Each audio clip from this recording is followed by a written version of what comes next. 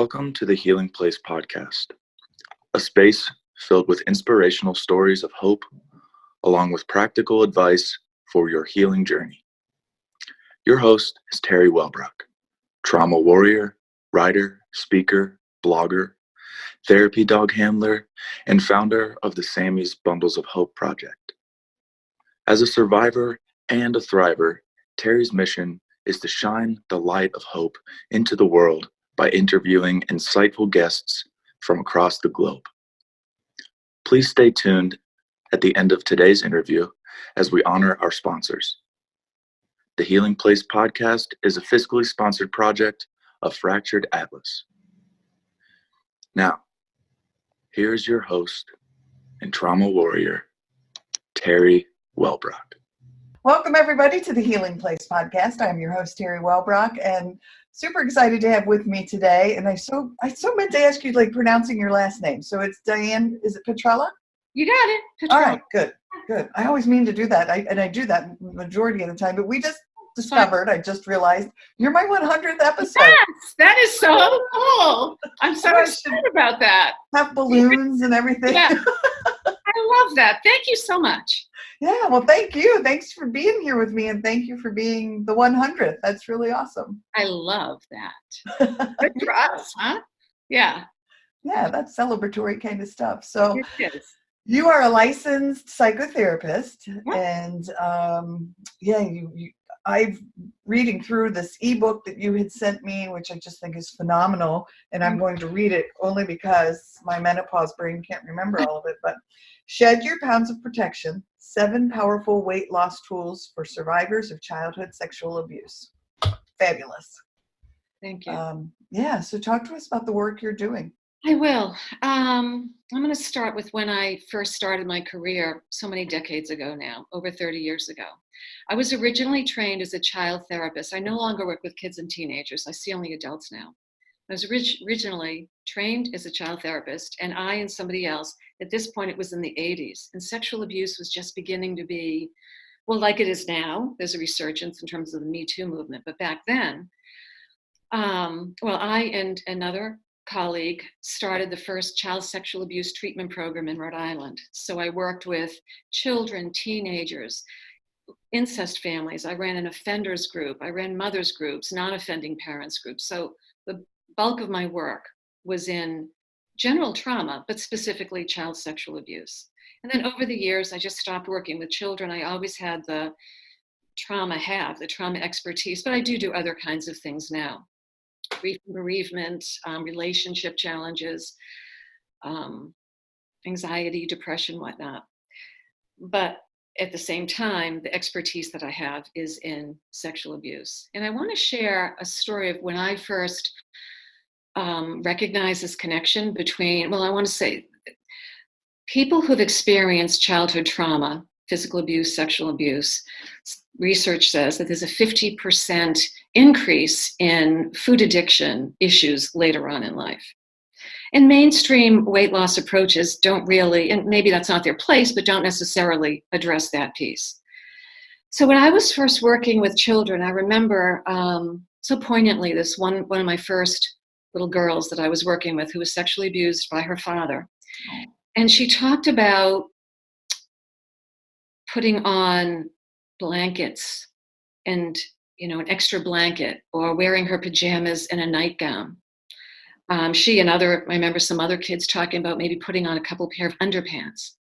So it was their way of trying to protect themselves, obviously from the inevitable. It was their way of trying to stay safe. And, this applies obviously more to incest situations rather than sexual abuse from people outside of the family where you're not, these children were not safe in their own families. And then sometime after that, I was also working with adult victims of sexual abuse at the time. And a woman who was seeing me referred by a dietitian actually for weight issues shared the same thing or something similar when she was a child. And it dawned on me, extra weight, extra pounds was just another level of, it was that fear that they were experiencing when they were a child. So blankets and pajamas and nightgowns transformed into layers of physical protection with extra weight and layers of skin and fat.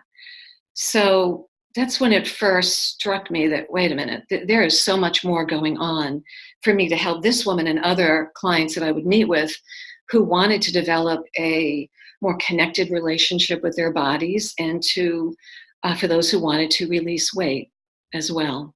Wow. Very powerful.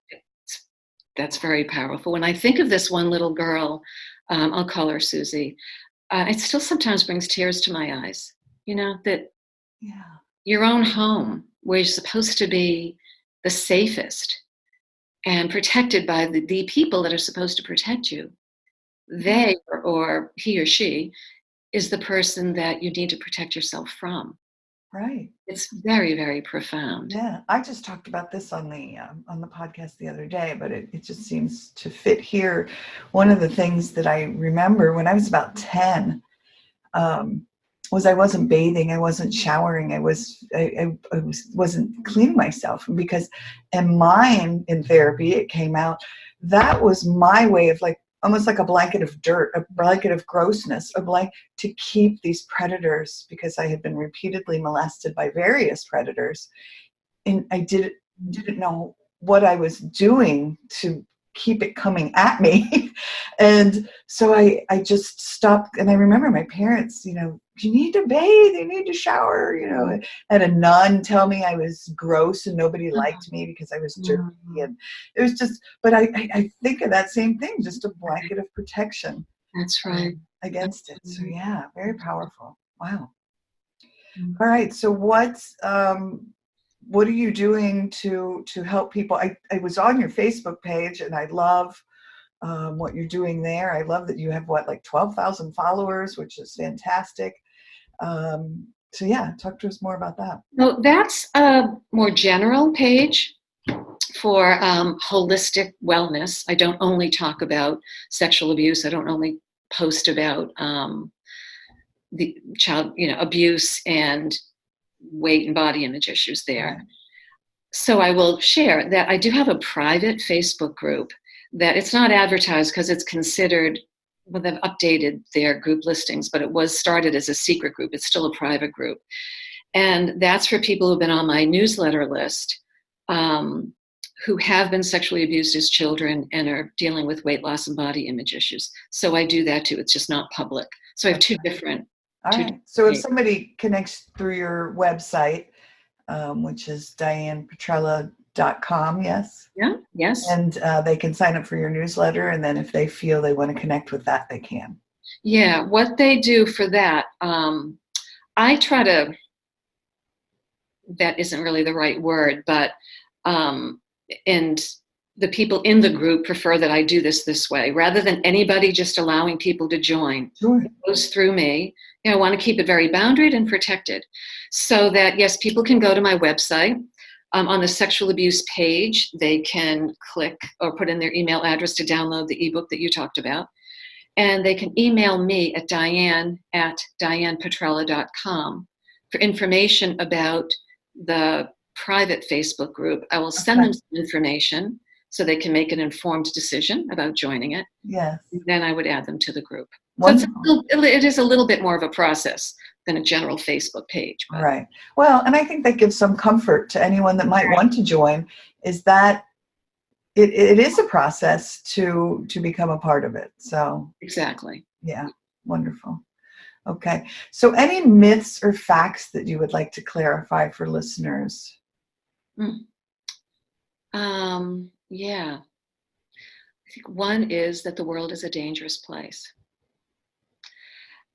I get that there are places in this world that are dangerous. I'm not so privileged that I get that, and there are. But most of us in our daily life, we live in a safe world. There are more safe places than dangerous places. There are more kind people than cruel people. Yes. But when you're raised in a family, whether it's your nuclear family or extended family or teachers or camp counselors or whoever may have abused you when you were a child, your world is a scary place. Your world is a dangerous place.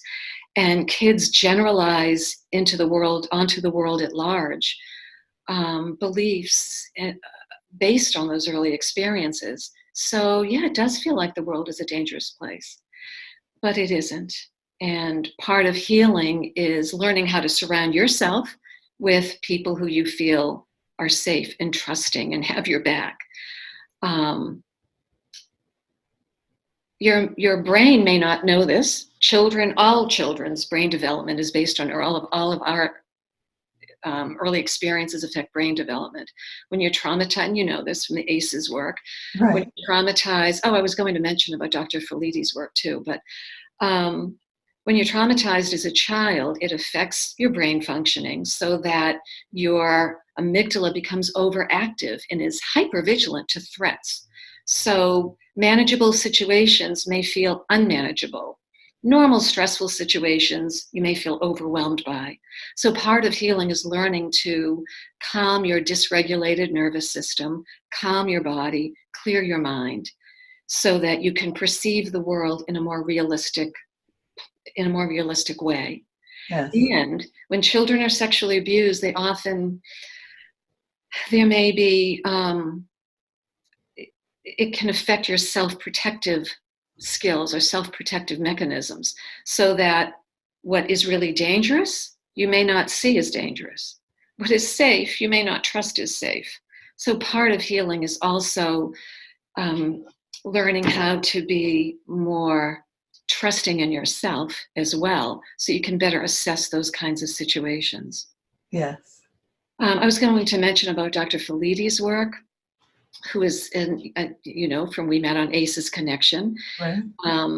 He was the originator of the Adverse Childhood Experiences Questionnaire, and that all started in an obesity clinic at Kaiser Permanente in California, I think in the late 80s, early 90s, I'm not exactly sure of the dates.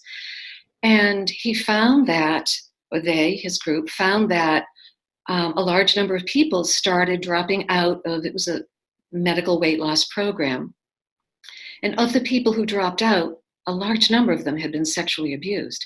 They dropped out not because they weren't losing weight, they dropped out as they were successful. And it was through his interviewing them and realizing there's something deeper here. He also has been a great resource in bringing this issue out, in more domain, so people can see the connection. Yeah, for sure. That extra weight is a solution to a problem.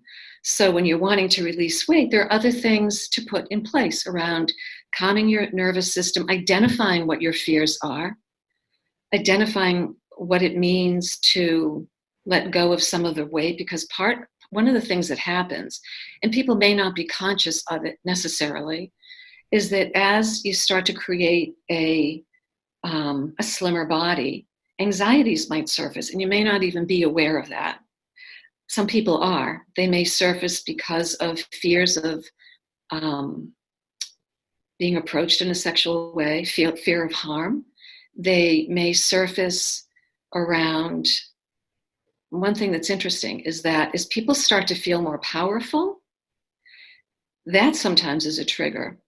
Maybe I'm getting a little bit more in the weeds here, but for some children who are sexually abused, they feel both powerful and powerless at the same time. So as adults, power takes on some confusing, it feels confusing, because on the one hand, a child is powerless to stop what's happening. For some children, this is more particularly with incest situations, even extended family. On some level, they know that if they tell, they could break up their family or their parents would divorce. So they feel powerful in a very distressing way. So the adult, as they start to lose weight, a lot of these fears may surface. And that's okay. It's just an opportunity to heal and grow. Right. Wow. You just kind of blew me away a little there, because, again, I was just talking about this, that the first time I was molested when I was 5, there was a 16-year-old neighbor and told me he would kill my mom. And wow. So I've never looked at it that way before, that I had this power that I didn't know what to do with. That's right. Yeah. Wow. So sorry that happened to you. Oh, thank you. Yeah. And ACEs, well, the ACEs connection, I just sing the praises of that space because it's filled with so many amazing people such as yourself who are, researchers and therapists and survivors and advocates. And it's just a wonderful place to, find resources, but also find support and understanding. And really awesome. So, another question. Oh, one of the things that popped into my head when you were talking was I loved in the ebook when you talked about the wording of, and I'm not going to quote you exactly, but not wanting to, like the exercise, it was about, I want to lose weight. Oh, yeah. It was Release just the versus lose. Yeah, so talk about that for a second. Oh, I'd love to. When we read about weight loss, it's loss. Weight loss, people talk about wanting to lose weight. That's mainstream language, and I get that. But when you think about the difference between losing something, you lose something, you want to try to find it. Losing something often brings up some negative feelings, a sense of sadness, perhaps. Release is gentle. It's more of a sense of ease and flow. So what I do in my office, and I did this on my Facebook page, actually, and for listeners now, if they would like to do this exercise, it's super powerful. Yeah. Because our words are so powerful. Every word we speak has a corresponding physiological effect on some level, even if we're not fully aware of that. So I suggest to people to kind of get calm, sit in a comfortable position and close their eyes, and then say to yourself, I want to lose weight. I want to lose weight. Right. I want to lose weight, say perhaps 3 times. And notice the sensations in your body. Notice what it feels like to say that. Then clear that out of your mind. Just breathe, settle yourself, kind of clear that part out, and then say to yourself, closing your eyes and noticing the sensations in your body, I want to release weight. I want to release weight. And notice what that feels like. Most everyone I've done this with will say what I kind of mentioned earlier, that lose brings up perhaps some tension in their body. It sounds icky. I think somebody once said, it feels hard. It feels... I felt discouraged. Discouraged, yes. That's another. That's what popped in as we went through this, because I was doing it in my head. Yes. And what about with release? I felt, what was the word? Hold on, it just went out of my head. I'm so losing it, but I felt a relief. Relief is a big one, yeah. Yes. People may feel a sense of ease, relief, calm, hopeful. Yeah. So I suggest to people, when you talk about your weight release journey, and especially with like-minded people, use the word release. You're not necessarily going to do that all the time, depending on the context and whatnot, but it's a great exercise that really shows the power of our words, the power of our language. Yes, and thinking about it differently can help it become a less hard and difficult journey. Just thinking about it differently can make it a lighter journey. Actually, it's part of my business, is living lightly in mind, body, and spirit. Yeah. And the language we use helps us live a little more lightly. Yeah. And I thought, again, I think visually. And so when I lose something, I'm frantic about it. Like, I got to find it. But when I release something, I do that a lot. I'll release it like with love and let it go, because it's not meant for me to hold on to anymore. So let go with love. I love that phrase. Yeah. Beautiful. Well, thank you for that. You're welcome. Find that amazing. Awesome. Another thing we had talked about before, we exchanged quite a few emails, and I just want to give you an opportunity to talk about it, because we haven't really had a chance to discuss it, is Ho Oponopono Hawaiian healing. Yeah. And I had mentioned to you that I have utilized that, or maybe it was in one of my podcasts that you had listened to, and you said you love the idea of it. I love it. I don't know where I first learned about it, but years ago I learned about it, and I did some online trainings. Who's that man? Joe Vitale? Zero Limits. Are you familiar with him and the book Zero Limits? No. So you might want to check that out. It's about Ho Oponopono. That might have been the first one. But then I attended 2 workshops in Massachusetts. One was with Dr. Hulen Ihaliakala. I'm not sure I'm saying his name right. The other one, he wasn't there, but it was the organization that I believe he started. And I use, what's more beautiful than these 4 phrases, right? Yes. I'm sorry, please forgive me, I love you, thank you. Yes. I know there's more to it than that, but when I use it in my office and for myself, just saying those words can bring a sense of calm. And I'd like to share with your listeners too, something I do with my clients. And it's an adaptation of Ho Oponopono because, there's a lot to it. Right. But, you can use it as a way of creating a more peaceful relationship with your body and saying something like, and again, you may close your eye. This is often quite powerful with people that I do it with. Again, it's a therapy situation, so there are other things they're dealing with, but sort of say, I'm sorry, please forgive me for all the ways in which I may have, talking to your body, let me back up, I'm sorry. It's connecting with your body and using an adaptation of Ho Oponopono. I'm sorry, please forgive me. Please forgive me for all the ways in which I have neglected or mistreated you. I love you. Thank you for everything you do for me. And I'll just suggest to keep repeating that. And if somebody has a hard time saying, I love you, that's okay. I'll say, I want to love you. Yeah. I want to love you. And another piece to add, I'm sorry for whatever it is, whatever the energy is inside of me that causes me to neglect and mistreat you and to abuse you, because it's an energy. Yes. Who does this intentionally? There's an energy inside of all of us, obviously. And when you're traumatized, there's a lot of energy that's rooted in trauma. And we're not responsible for that. And you're not always responsible for what you do with it until you learn a different way. Not someone believes that, well, this is a choice. Yeah, it's a choice when you're trained in what some other choices can be. Yes. So it's not so simplistic as, well, you're choosing to overeat or you're choosing to not take care of your body. When you learn another way, you'll make another choice. But using those phrases can be very powerful. I'm sorry, please forgive me for all the ways in which I've abused or neglected you and neglected you. I love you, or I want to love you. Thank you for all you do for me. Yes. And I have done that and I love it. And I just want to reach through and hug you because I think it's wonderful. Because it started with, I was having some little heart flutters. Nothing, I ended up going to a cardiologist and I wore the little monitor for 48 hours. And it was anxiety triggered heart flutters, which everyone has. I'm hypersensitive. So I noticed.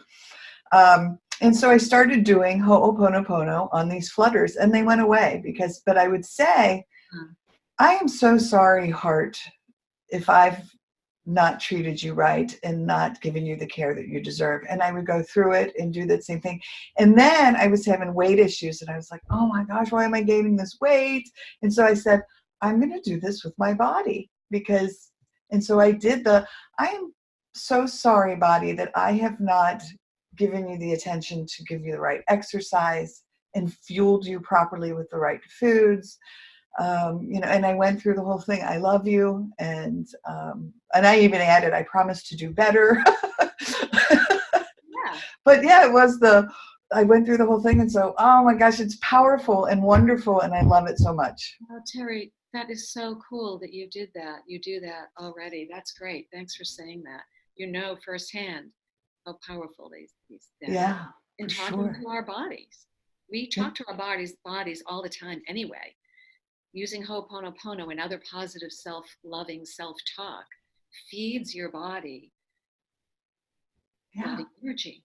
It thrives on loving energy. Right. Very much so. I lost your volume just a little bit. Hold on, I'm going to pop you up for just a second. There we go. All right. I'm so caught up in that. I've lost my train of thought. So. That's okay. I'll throw my favorite question out only because I do it. I have this question for everybody, and so it's the one that's in my head right now. So if you could meet anyone, dead or alive, to help you along your journey, and whether it's professional, personal, both, who would it be? I would have loved to have met Paramahansa Yogananda. I've been rereading Autobiography of a Yogi. Paramahansa Yogananda was an Indian guru monk who I think was born in the late 1800s. He died around 1950, and he started in around 1920 the Self-Realization Fellowship organization, I guess, in California and then around the world. And why he would be so important, I'm learning so much from this book. I've studied as a professional psychology, human behavior, more recently neuroscience. Yes. It wasn't something I learned early on, but in my own personal journey, I have adopted a mind, body, spirit, and spiritual life. And what serves me all the time is listening to and connecting with my intuition. And that's certainly not something I learned about in social work school. I'm a clinical social worker. Right. So everything that I teach people around, and other therapists, the psychological aspects, neurological aspects, interpersonal aspects, all of that is important. And I don't like comparing what's more or less important. At the same time, what is so vitally important is being able to listen to our inner wisdom, because that is where we're going to find our answers. So one of the things I want to help my clients with, and in my writings too, in fact, I have an audio program called Wise Woman Weight Release, and one of the audios is what I do in my office, but helping people connect with their inner wisdom. Because our intuition will guide us. And it's so Paramahansa Yogananda, if I could sit down with him, I'd say, tell me about the science of soul.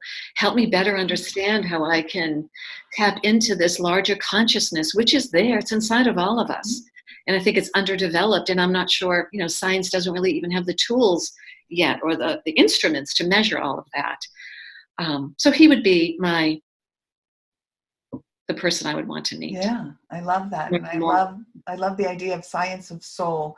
I know I have a 13-year-old daughter. I have older boys, but with the 13-year-old daughter, we talk about honoring her intuition and I wish we could just teach that to children more, of listening to that voice, that inner guidance. And I want to add that's especially it's important for anybody, all of us. When somebody was traumatized as a child, all sorts of traumas, I know you can't compare that. Right. One aspect of sexual abuse that's somewhat different is it's a secret. So your feelings can't be talked about. Certainly, they're not acknowledged. They're not comforted. It's a secret. There's a term in AA where as sick as our secrets. And once you begin to release those secrets, it's a whole other pathway to healing. Yes. When there's the secret of sexual abuse, and when your experience may be reinterpreted that, oh, he's just joking, or daddy's just tickling you. I used to hear that all the time from other family members or the non-offending parent. You can't trust your intuition because you're being told what you're feeling isn't true. What you're experiencing, you're misunderstanding that. So that's another reason why, especially for sexual abuse survivors, learning how to access their intuition, their inner voice, and teasing out what's their inner voice and what are other people's voices is really vitally important. I meditate pretty regularly, and I suggest my clients to meditate, and I teach them different kinds of meditation. And while we all know meditation is super powerful and important to calm your nervous system, calm your body, relax your body, clear your mind. There are lots of physiological effects. The reason why I started meditating is when I discovered that is probably one of the best ways to get in touch with your intuition, to access your intuition, to open up that channel to your intuition, not just in the moment of meditation, right, but through repeated experiences with it. So that's what talk to Paramahansa Yogananda about, and why I think that's something that needs to be incorporated in all kinds of healing work. When Yes. people are ready. When people are ready. I mean, Well, and I was just going to ask you about that, or talk about it, is that meditation, it took me a while to get to that place because I was so not comfortable being in my body and with the quiet and with my own thoughts. And so I had to, obviously EMDR was huge in helping me release so much of my trauma. It took 4 years, but we got through it. But once I was able to release it and then be okay, be calm within my thoughts and quiet, and just that quietness, then meditation, so very powerful, and mindfulness practices. It can be hard for sexual abuse survivors to start doing meditation, but there are lots of different kinds of meditation. Obviously, in my office, it's a contained, safe space to begin. And some people may not be able to close their eyes. That's okay. Right. Gaze the spot across the wall, on the floor. When you're ready, close your eyes. One thing that's helpful is a structured meditation, perhaps a counting. Breathe in, out, say to yourself 1. Breathe in, out, say to yourself 2. Up to 7, for example. You lose count, you go back to 1. You reach 7, you start the sequence again. That's another way to do it. So you'd never start with doing an unstructured 30-minute sitting meditation. There are lots of ways to incorporate. And the other thing, too, is to get in touch with your inner wisdom. This is in the Shed Your Pounds of Protection ebook. To just have quiet, self-reflective time. You know, people busy their lives with a lot for lots of reasons. Some because that's just your life and you have to. Otherwise, because the busier you are on the outside, you don't have to listen to what's happening on the inside. Right. So give yourself self-reflective time. It could be 5 minutes of just sitting reading a fun magazine. It could be, we talked on the ACEs Connection, knitting or a craft. I love knitting, a craft or a needlework type activity, but something where you just sit and have a cup of tea. Yeah. Just to give yourself quiet time. And in that time, when people are ready, to close your eyes and say to yourself, please speak to me. I want to hear what you have to say. Or just please speak to me. Yeah. And what is one loving thing I can do for myself today, and let it go. Just ask those questions and let them go. Sometime you'll hear something and sometime you won't at that moment. But those are gentle ways to start making that connection with your true essential self. That's there all the time anyway, just waiting for you to find it. Right. Maybe sometimes waving its arms. That's right. That's right. Awesome. So is there anything else that you would like to touch upon that we haven't had an opportunity to discuss yet?